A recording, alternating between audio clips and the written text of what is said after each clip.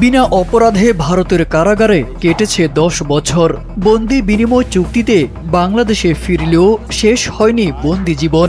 ভারতের অনুমতি না পেয়ে নিজ দেশের কারাগারেও 8 বছর ধরে বন্দি আছেন মোংলার যুবক বাদল ফরাজি। সময়টা 2008 সাল। অজানাকে জানার আগ্রহ আর তাজমহল দেখার স্বপ্ন বুকে নিয়ে সীমান্ত পাড়ি দিয়েছিলেন বাদল ফরাজি। কিন্তু বেনাপোল সীমান্ত পার হতেই ভেঙে যায় সেই স্বপ্ন। দিল্লির অমর কলোনির এক বৃদ্ধা খুনের ঘটনায় পুলিশ খুঁজছিল বাদল সিং নামে এক আসামিকে।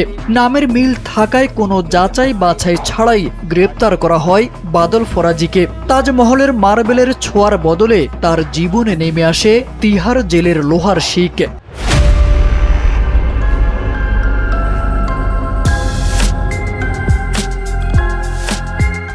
ভারতে যাওয়ার পরে তাজমহল দেখতে এখানে মানে মার্ডার হয়। মার্ডার হওয়ার পরে ওনারে ওই নামে মিলার পরে তাকে আপনার অ্যারেস্ট করার পরে ভারতে বেশ 12-13 বছর জেল খাটার পর বাংলাদেশে তাকে পাঠায়। জেলখানা আর কি তাকে রাখা হয়েছে। হ্যাঁ, বিনা অপরাধে এতদিন আদত কাটে ঝামেলা। আমার কাছে খুব কষ্ট লাগে। কি পাপ করছে কইতে পারি না, যে পাপের কারণে এতদিন ওর আদতে থাকে। মানে মানুষের মার্ডার 14টা করলে তো যাবেই না বাইরে।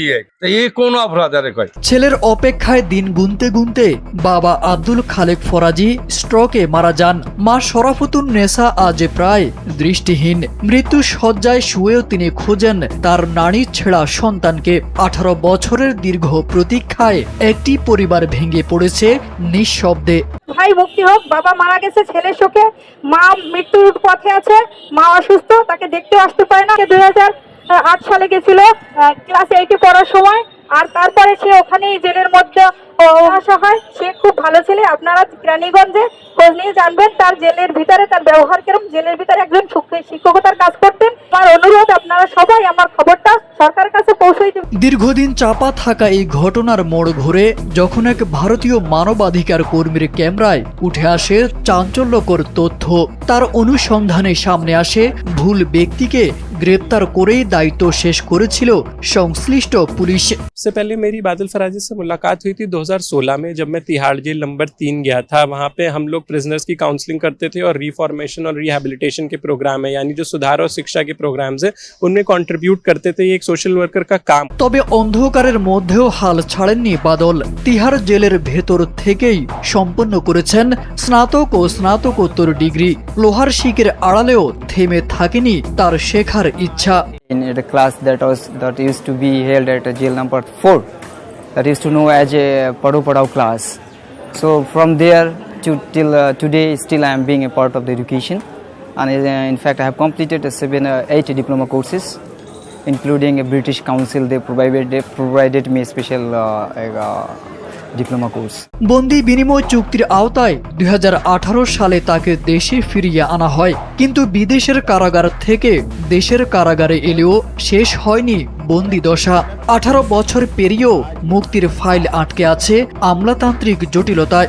2008 সালে দিল্লিতে একটি হত্যা মামলায় বাদল ফরাজিকে গ্রেপ্তার করা হয় এবং ভারতে দীর্ঘদিন প্রায় 4 বছর সেখানে কারাগারে ছিল। আইনি প্রক্রিয়ার মাধ্যমে তাকে বাংলাদেশে আনা হয় এবং ভারতের যে সাজার মেয়াদ ছিল সেই সাজার মেয়াদ ইতিমধ্যেই পার করেছে। তারপরও তাকে এখনো কাশিমপুর কারাগারে আটক রাখা হয়েছে। মোংলার ছেলে এই বাদল ফরাজি নামের বিভ্রাটের কারণে তাকে হত্যা মামলায় যুক্ত করা হয়। প্রকৃত অর্থে বাদল ফরাজি একজন অপরাধী মানুষ। বিনা অপরাধে তাকে ভারতে জেল খেটেছে, এখনো বাংলাদেশে জেল খাটছে।